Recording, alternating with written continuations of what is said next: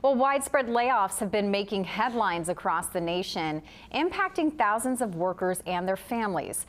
Crisis coach Scott Silverman joins us now with tips on how to cope when losing a job. Good morning, Scott. Good to see you. Good seeing you as well. So this is obviously something that is really important in the work you do, because when you have a major life event like losing a job, it can really impact your ability to resist temptations, maybe things you've worked on. It kind of makes you feel like your world is falling apart. What advice do you have for people dealing with that? Well, it's interesting that I'm coming full circle back to the workforce piece and job creations for people. And, luckily for us, we're in San Diego, America's finest city.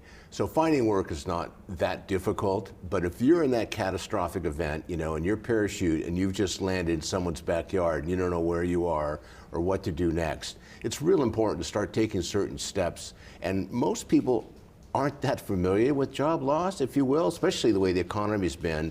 And of course, COVID put a big hiccup there. So things have changed, priorities have changed, technologies have changed, and people need to change as well to adapt.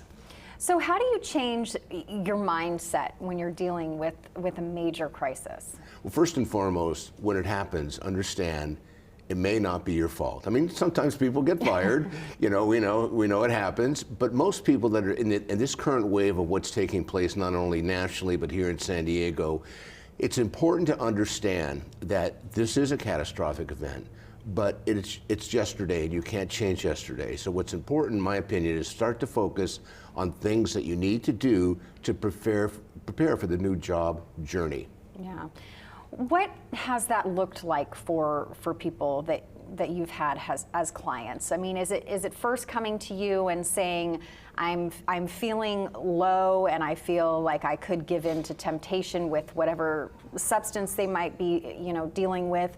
Or is it, hey, I need some guidance on how to deal with the pain I'm feeling? I think it's important to make the decision that you need help, that you can't do this alone. And I would look immediately to your family, and hopefully they'll find some support there, maybe in your faith-based groups, maybe even call a professional. You can do a lot of that online today, and seek some help. Get stabilized first, emotionally, and mentally, and then start to build the toolbox that you need to go back into the journey. And we have a lot of resources, not only online today, we have Manpower, it's been around forever, Phil and those guys, and what they've done. And then, of course, there's also the Workforce Partnership, there's 211, and there's, of course, the state of California has a list as well. But I would rely on friends and family, relationships, and people that you know, and use them as a safety net, if you will, and start talking with them. But understand first, if you don't know how to start those first steps, get online, Google, call me, 619-993-2738.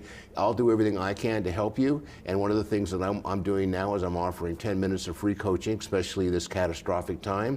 So if you need to, give me a buzz, let's talk, and see if we can set up a plan. Because you don't have to do this alone. And with the wages increasing in California, employers have had to really make some major shifts.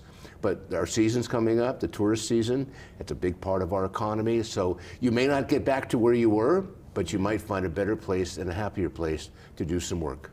For just those at home that are maybe unfamiliar with what it's like to have a life coach or a crisis coach, what does that look like? What do you do? What would you like to say to those individuals who maybe have never had someone outside of their circle to call? Well, first and foremost, again, I'm not your family, so I'm going to take a little more objectivity. I might have a little more tough love for you. I may have a little more compassion, sensitivity, and I'm not your daddy. I'm not the one saying, get off the couch and go to work, like we'd hear probably from, what's his name over there.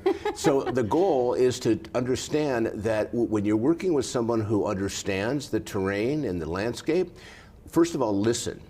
And yes, you've got a story, and I want to try to hear it, but if we only have 10 minutes of free coaching, I want to know what you want to do next. I want to give you some suggestions on how to get stabilized, and I also want you to understand that there is hope and help, and that you will get to that ultimate goal. But if you're starting over in the workforce, it's going to take a little time. But the part of what a coach does, which is different than a therapist, is we're trying to figure out a way to help you get to the next level and use the resources that exist in the community in a different way.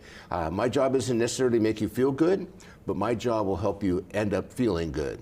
All right. Well, give that number out that you love to do so much. Have that phone ring for people who need it. 619-993-2738. And I hope people do call, because when they call, that means we can work together and move your life to the next level. Love it. Scott, thank you so much. Appreciate it.